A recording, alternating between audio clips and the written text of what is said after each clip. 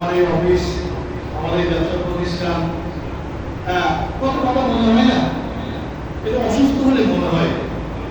তবে অসুস্থ একটা আল্লাহ নিয়ামত, অসুস্থ হওয়া আল্লাহ নিয়ামত। তো কয়েকদিন আগে বলছিলাম, মনে হয় আপনাকে আমাদের মনে আছে কিনা, দুইজন বুজুর্গ ব্যক্তি অসুস্থ হয়ে পড়েছে। দুইজন আল্লাহ বলি, আল্লাহ তাআলার প্রিয় বান্দা অসুস্থ হয়ে পড়েছেন।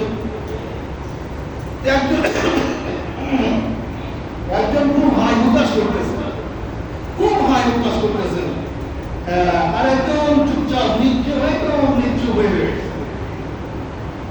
তো ওনাদের যে খাদেম ছিলেন জিজ্ঞাসা করছেন যে আপনারা দুইজন, উনি এত অস্থির আর আপনি এত একদম নীরব হয়ে রয়েছেন। যিনি অস্থির উনি বলছেন যে আমি তো অস্থির হয়েছি আমার অসুস্থতার কারণে না, আমার অসুস্থতার কারণে আমি অস্থির হইনি। আমি অস্থির হয়েছে যদি আল্লাহ তাআলা এবার নিয়ে নেয়, মানে আমি তো অসুস্থ হয়েছি কিন্তু সুস্থ বানিয়ে দেয়। মানে এই যে অসুস্থতার কারণে আমার গুনাহ মাফ করছে, অসুস্থতার কারণে আমার গুনাহ মাফ করছে।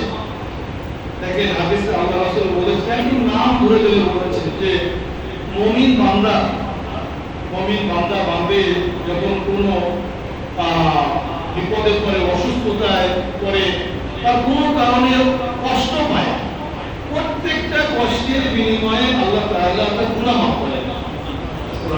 প্রত্যেকটা কষ্টের বিনিময়ে আল্লাহ রাসূল সাল্লাল্লাহু আলাইহি ওয়াসাল্লাম বলেছেন যে পেটে ব্যথা হলে গুনাহ মাফ হয়, জ্বর আসলে গুনাহ মাফ হয়, মাথার যন্ত্রণায় গুনাহ মাফ হয়। এমনকি যদি কেউ একটু হুজুর খেয়েছে, ভাই অনেক সময় একটু হুজুর খায়, হুজুর খেয়ে এই কয়েক সেকেন্ড পরে ঠিক হয়ে যায়, এদিন একটু বলছেন, এর বিনিময়ে আল্লাহ তাআলা গুনাহ মাফ করে। তো আল্লাহ বুজুর্গ বলছেন যে আল্লাহ তাআলা তো আমাকে অসুস্থতা দিয়ে অসুস্থ বানিয়ে গুনাহ মাফ করছে। আল্লাহ তাআলা যদি যদি আমাকে সুস্থ বানিয়ে দেন তাহলে তো এই গুনাহ মাফ হবে না। এই জন্য আমি একটু অস্থিরতা প্রকাশ করছি, যাতে করে আমার রোগটা থেকে যায়। পক্ষান্তরে পাশের জন বলছেন যে আমি নীরব হয়েছি এই জন্য যে একই কথা, যে আল্লাহ তাআলা আমাকে অসুস্থ বানিয়েছে, গুনাহ মাফ করছে, আমি কেন হাই হতাশ করবো? হাই হতাশ করলে কিন্তু আল্লাহ তাআলা আমার এই রোগটা